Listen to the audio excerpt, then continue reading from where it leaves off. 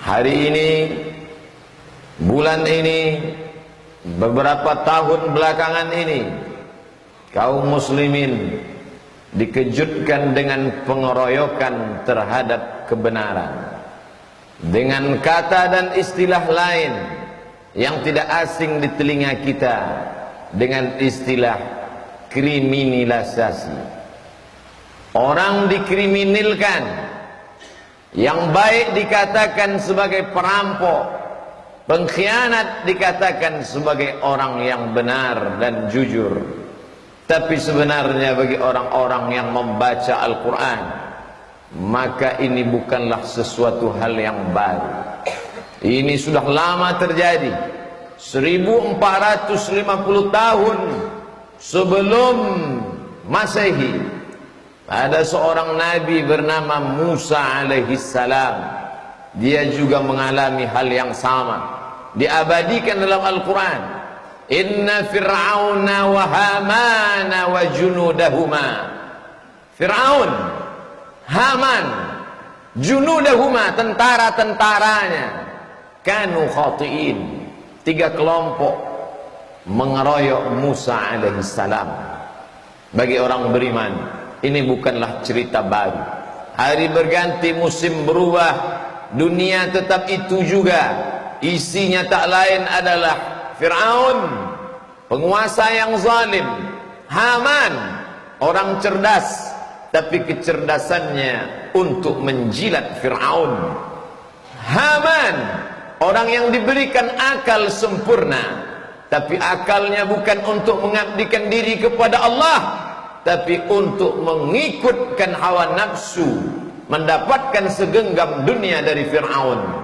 Di bawah mereka berdua, wa junudahuma, tentara-tentara Fir'aun, semuanya dikatakan Allah sama, kanu khati'in, mereka orang-orang yang bersalah. Fir'aun mati, Haman mati, bala tentaranya juga mati menjadi santapan cacing tanah. Semuanya mati. Musa meninggalkan dunia. Nama mereka dikenang abadi. Yang satu dikenal karena jahatnya, karena zalimnya, karena aniayanya. Tapi yang satu dikenal karena baiknya, karena salehnya. Hari berganti, musim berubah, zaman berputar. Isi dunia tetap itu-itu juga. Tak lama sesudah itu, 1450 tahun lamanya lebih kurang, datang zaman Isa alaihissalam. Hari itu dia juga dikeroyok, dia juga dibantai oleh 3 kelompok. Yang pertama Yahudi, yang kedua Romawi, yang ketiga mereka yang menjadi pengikut Yahudi dan Romawi. Yahudi tidak senang karena kedatangan Isa alaihissalam membuka borok kejahatan Yahudi. Romawi tidak suka karena kekuasaan akan hilang. Perlahan-lahan pengikut Isa mulai bertambah banyak. Gelombangnya keras. Ini akan meluluh lantak, akan menghancurkan kekuasaan Romawi dan Yahudi. Adapun orang-orang awam yang jahil, yang bodoh, hanya mengikut Yahudi dan Romawi. Apa yang terjadi? Murid, pengikut setia, mereka berjanji di hadapan Allah ketika Isa berkata, wa idh qala Isa bin Maryam lil hawariyin.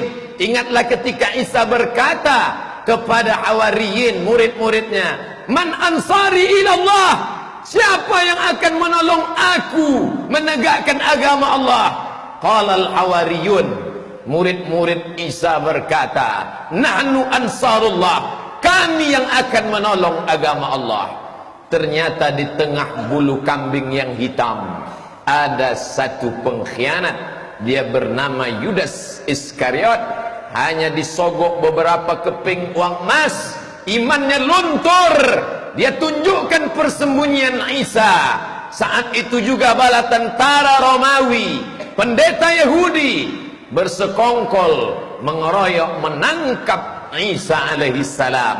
Di sana mukjizat terjadi. Mukjizat selalu terjadi di akhir cerita. Allah menjelaskan dalam Quran yang nyata, wa ma qataluhu, mereka tidak berhasil membunuhnya, wa ma salabuhu, mereka tidak jadi menyalibnya. Lalu siapa yang mereka salib? Walakin syubbiha lahum, ada orang lain yang diserupakan dengannya. Itulah pengkhianat. Pengkhianat hanya layak mati di tiang gantungan. Pengkhianat hanya layak mati dengan mata tercabut, ditelan oleh burung gagak yang lapar. Pengkhianat hanya layak disalibkan bersama pencuri dan perampok. Itu yang dialami oleh murid pengkhianat terhadap Nabi Isa alaihissalam. Hari berganti, musim berubah. 571 tahun sesudah itu, Nun di Jazirah Arab, lahir seorang nabi terakhir, Khatamul Anbiya wal Mursalin, Sayyidina wa Maulana Muhammad sallallahu alaihi wasallam. Apa yang terjadi pada Musa, apa yang terjadi pada Isa, terjadi juga pada dirinya. Perang itu disebut dengan perang Ahzab. Partai-partai, hizib, partai, ahzab, partai-partai. Ada partai Yahudi, Bani Qainuqa, Bani Nadir, Bani Quraizah, Yahudi, ada Nasrani, ada Majusi, ada musyrik. Semuanya mereka berkumpul. Hari ini jamaah umrah mengunjungi Masjid 7, karena itu adalah 7 pos penggalian parit. Parit bahasa Arab Khandaq, disebut dengan perang Khandaq karena Sayyidina Salman Al-Farisi bertanya kepada Nabi, ya Rasulullah, apakah turun wahyu bagaimana strategi menghadapi partai-partai ini? Nabi mengatakan tidak ada. Izinkan aku mengeluarkan pendapat. Kami di Persia menghadapi musuh dengan menggali parit yang lebar. Baiklah Salman, Nabi memerintahkan sahabat, tapi Nabi juga ikut mengangkat. Di sanalah Syekh Safiur Rahman Al-Mubarak Furi menceritakan bagaimana mata sahabat Nabi melihat perut baginda yang basah karena keringat bercampur dengan tanah liat karena mereka menggali parit bersama Sayyidul Anbiya wal Mursalin Muhammad sallallahu alaihi wasallam. Hari berganti, musim berubah. Mereka mengeroyok kebenaran. Iyamsaskum qarhun faqad massal qauma qarhum mithluh. Kalau itu terjadi padamu ya Muhammad, maka ingatlah itu juga pernah terjadi pada Isa. Itu juga pernah terjadi pada Musa. Jangan kau takut, jangan kau sedih, karena dunia silih berganti, zaman berubah. 1438 Hijriah. Berakhirkah kisah pengeroyokan terhadap kebenaran? Nabi sudah berakhir, tapi ada pelanjut para nabi. Al-ulama warasatul anbiya, ulama yang mengamalkan ilmunya, ulama yang menyuarakan kebenaran. Ulama dikeroyok, ulama dihabisi, difitnah dengan istilah komando jihad. Siapa yang berkhutbah menyinggung kekuasaan, ini anggota komando jihad, tangkap, habisi, penjarakan. Buya Hamka dengan lantang datang, dia pukul meja itu dengan keras. Tidak ada komando jihad. Ini fitnah terhadap ulama. Kalau memang ada komando jihad, akulah orangnya, kata Buya Hamka. Marah luar biasa karena Allah. Hamka yang lembut dan santun, Hamka yang baik, hatinya lunak karena Allah. Tapi ketika kebenaran dikebiri, dikriminalisasi, saat itu dia marah, dia pukul meja sampai pecinya jatuh. Itulah sakit terakhir Buya Hamka menjelang kematiannya. Tidak ada komando jihad. Hari ini 36 tahun, 37 tahun, hampir 40 tahun setelah kepergian engkau, wahai Haji Abdul Malik Karim Amrullah, apakah yang kau alami dulu tidak lagi terulang? Kau sudah menghadap Allah. Tapi kami, hamba-hamba Allah, yang memikul peran para nabi dan rasul menyuarakan kebenaran. Hari ini penerusmu itu difitnah juga seperti yang kau alami dulu. Gentarkah mereka? Tidak. Takutkah mereka? Tidak. Karena takut mereka sudah habis untuk takut sakaratul maut. Takut mereka sudah habis karena takut akan menghadapi malaikat mungkar dan nakir. Takut mereka sudah habis karena mereka akan takut menghadapi azab Allah subhanahu wa ta'ala.